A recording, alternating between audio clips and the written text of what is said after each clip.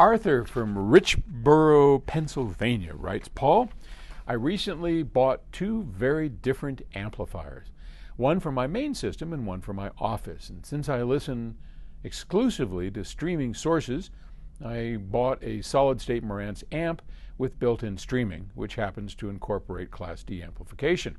For my office system, however, I bought a basic 3 watt per channel tube amp using just a single input tube and a pair of EL34s on the output side.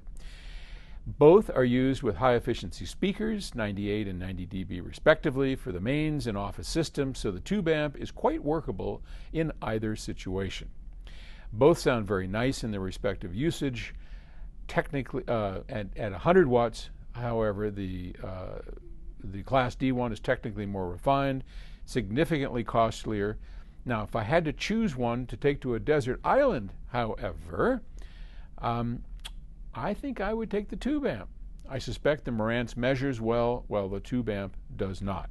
As one who both manufactures playback equipment and produces source material through Octave recordings, do you accept a degree of harmonic distortion for the sake of emotional reproduction, or do you stand by the numerical value of the measurements?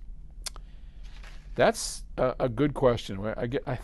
In many ways, I get asked that question a lot, and I think we all sort of ask that question, and it really depends.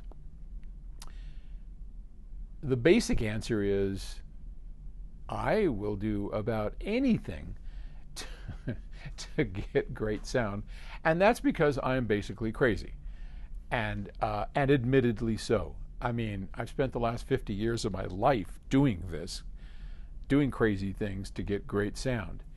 But in general, I think a good balance between the two. So I don't consciously go along with higher harmonic distortion like you might expect from a small 3 watt tube amplifier as a means of getting great sound.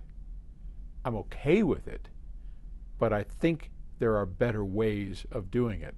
So one of the problems that in any field that we have is when we offer an A to B comparison between two things that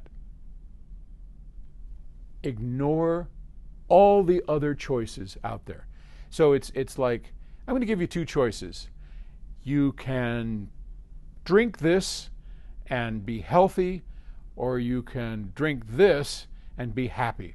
Which is it you want? And people, whoa, I mean, is there an in-between choice? Nope. Choice A, choice B. So that's the fallacy. You don't have to have distortion, increased harmonics like you are obviously having with a 3 watt amplifier trying to drive a 90 watt, 1 watt per meter sensitivity speaker.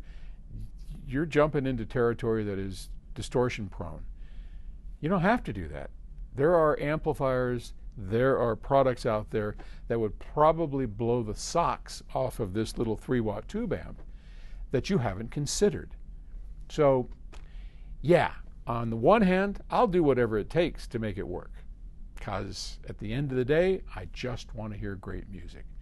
On the other hand, I really bristle at the idea of choice A or choice B, and there are no other choices, and I think that's the mistake a lot of us make. So I hope that makes sense.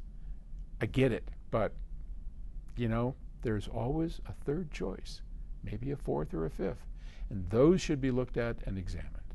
All right, hope that helps. Thanks.